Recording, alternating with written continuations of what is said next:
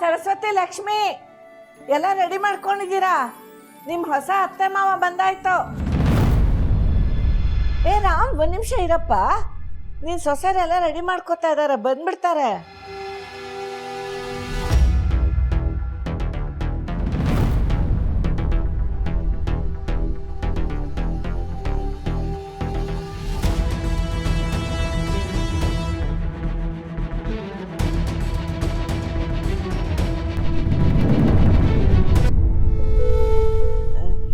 ಲೀಲಾ, ಬೇಜಾರು ಮಾಡ್ಕೋಬೇಡಮ್ಮ. ಅವನಿಗೆ ಮದುವೆ ಮಂಟಪದಲ್ಲಿ ಆಯ್ತಲ್ಲ, ಅದನ್ನ ಇನ್ನೂ ಮನಸ್ಸಲ್ಲೇ ಇಟ್ಕೊಂಡಿದ್ದಾನೆ ಅನ್ಸುತ್ತೆ. ಅಯ್ಯಯ್ಯೋ, ನಮ್ಮ ಅಳಿಯಂದ್ರಿಗೆ ಈ ಶಾಸ್ತ್ರ ಸಂಪ್ರದಾಯ ಅಂದ್ರೆ ಅಷ್ಟಕ್ಕಷ್ಟೇ. ಮದ್ವೆ ಮನೆಯಲ್ಲೂ ಅಷ್ಟೇ, ಶಾಸ್ತ್ರ ನಡೆಯುವಾಗ ಅವ್ರು ಅಷ್ಟೊಂದು ಇಂಟ್ರೆಸ್ಟ್ ತೋರಿಸ್ತಾನೆ ಇರ್ಲಿಲ್ಲ. ನಾನು ತುಂಬಾ ಅಬ್ಸರ್ವ್ ಮಾಡ್ತಿದ್ದೆ. ಹಾಗಂತ ಆರತಿ ಮಾಡದೆ ಸೊಸೆನ ಮನೆ ತುಂಬಿಸ್ಕೊಳಕ್ಕಾಗತ್ತಾ?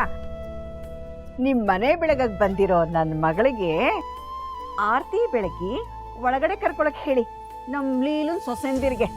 ಅಯ್ಯಯ್ಯೋ, ಹಾಗೆಲ್ಲ ಆರತಿ ಮಾಡ್ದೇನೆ ಕರ್ಸ್ಕೊತೀವ? ಅದಕ್ಕೆ ನಮ್ಮ ದುರ್ಗಾ ಬೇಗ ಮನೆಗೆ ಬಂದಿದ್ದು. ದುರ್ಗಾ, ಲಕ್ಷ್ಮಿ, ಸರಸ್ವತಿ ಬಂದಮ್ಮ, ಬೇಗ ರಾಹುಕಾಲ ಶುರುವಾಗ್ಬಿಡುತ್ತೆ.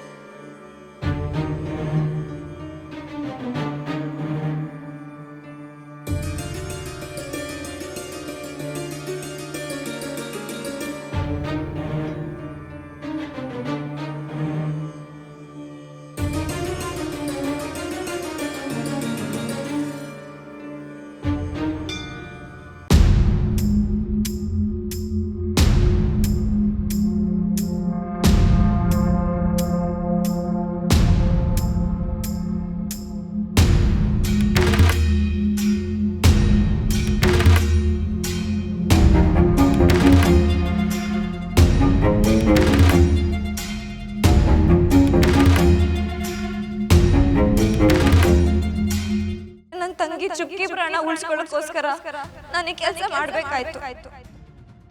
ನನ್ನ ಪ್ರಜ್ಞೆ ತಪ್ಪಿದ್ದೆ. ಇಲ್ಲಿ ನೋಡಿದ್ರೆ ನನ್ನ ಬಟ್ಟೆ ಎಲ್ಲ ಹಾಕೋ ಮೊದಲು ಮದುವೆ ನಿಂತಿದ್ದಾಳೆ.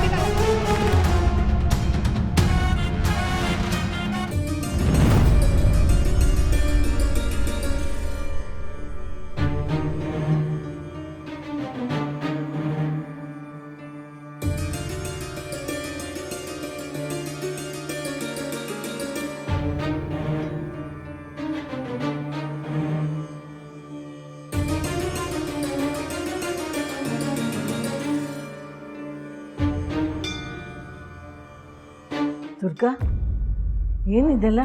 ಡೋರ್ ಬೆಲ್ ಕೆಲಸ ಮಾಡ್ತಿಲ್ಲ ಅನ್ನೋ ಕಾರಣಕ್ಕೆ ಇಡೀ ರಾತ್ರಿ ಮನೆ ಹೊರಗಡೆ ಕೂತ್ಕೊಂಡು ಮನೆ ಕಾಯೋ ಕೆಲಸನ ನಾವು ಮಾಡಿದೀವಿ.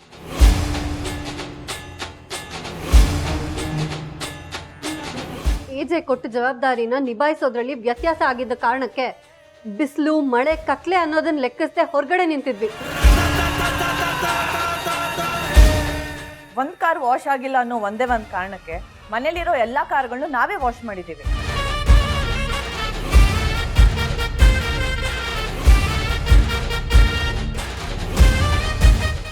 ಗೊತ್ತಿಲ್ಲದೆ ಆಗಿರೋ ತಪ್ಪುಗಳಿಗೆ ಅಷ್ಟು ದೊಡ್ಡ ಶಿಕ್ಷೆ ಅನುಭವಿಸಿದೀವಿ ಅಂದ್ರೆ, ಇನ್ನೀಗ ಇವಳಿಗೆ ಆರತಿ ಮಾಡಿ ಮನೆ ತುಂಬಿಸ್ಕೊಳ್ಳಲ್ಲ ಅಂದ್ರೆ ನಮಗ್ ಸಿಗೋದು ಇದೇ ಶಿಕ್ಷೆ ತಾನೆ? ಅದಕ್ಕೆ ನಾವು ಮೊದಲೇ ರೆಡಿಯಾಗಿ ಬಂದಿದ್ದೀವಿ.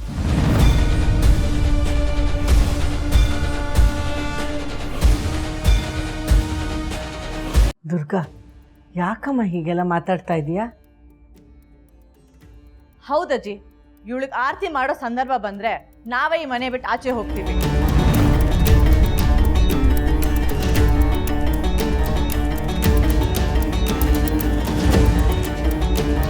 ಲಕ್ಷ್ಮಿ, ಯಾರ ಮುಂದೆ ನಿಂತು ಮಾತಾಡ್ತಿದ್ಯಾ ಅನ್ನೋ ಸೆನ್ಸ್ ಇದೆಯಾ? ಮುಂದೆ ಯಾರಿದ್ದಾರೆ ಅನ್ನೋದಕ್ಕಿಂತ ವಿಷಯ ಎಷ್ಟು ಇಂಪಾರ್ಟೆಂಟ್ ಅನ್ನೋದು ಮುಖ್ಯ ಅಲ್ವಾ ಬಾಬಾ? ಹಾಗಾದ್ರೆ ಅಪ್ಪ ಮತ್ತೆ ಅಜ್ಜಿ ತಗೊಂಡಿರೋ ಡಿಸಿಷನ್ ರಾಂಗ್ ಅಂತನಾ?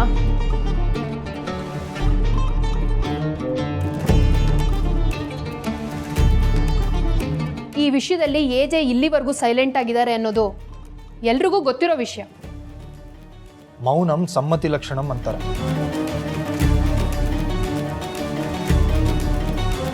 You are wrong Pramod. ಈ ಸಿಚುವೇಶನ್ ಅಲ್ಲಿ ಎಜೆ ಸೈಲೆಂಟ್ ಆಗಿದ್ದಾರೆ ಅಂದ್ರೆ ಅದಕ್ಕೆ ಅರ್ಥ ಬೇರೆನೇ ಇರುತ್ತೆ.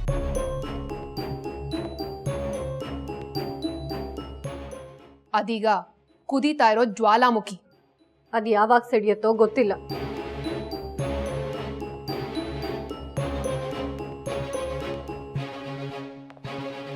ಅಷ್ಟೇ ಅಲ್ಲ, ಅದರಿಂದ ಏನು ಎಫೆಕ್ಟ್ ಆಗುತ್ತೆ ಅನ್ನೋದು ನಮ್ಮ ಕಲ್ಪನೆಗೂ ಮೀರಿತ್ತು. ಅದೇನೇ ಇದ್ರು ಆಮೇಲೆ ನಿಧಾನವಾಗಿ ಕೂತು ಮಾತಾಡೋಣ. ಮನೆ ಬಾಗ್ಲಿಗೆ ಬಂದಿರೋ ಸಸ್ಯನ ಅಲ್ಲೇ ನಿಲ್ಲಿಸಿ ಕಣ್ಣೀರು ಹಾಕ್ಸೋದು ಶ್ರೇಯಸ್ಸಲ್ಲ. ಮೊದಲು ಅವಳನ್ನು ಒಳಗೆ ಮಾಡ್ಕೊಳ್ಳಿ. ಕಣ್ಣೀರು ಹಾಕಿ ಮದುವೆ ಮನೆ ಒಳಗೆ ಬಂದಿದ್ದು ಇವ್ರ ಯಶಸ್ಸು ಶ್ವೇತನ್ ತಲೆಗೆ ಹೊಡೆದು ಇವಾಗ ಆರತಿ ಮಾಡಿಸ್ಕೊಳಕ್ ನಿಂತಿರೋದು ಶ್ರೇಯಸ್ ಅನ್ಕೊಂಡಿದ್ದಾರೆ. ಆದ್ರೆ ಅದಕ್ಕೆ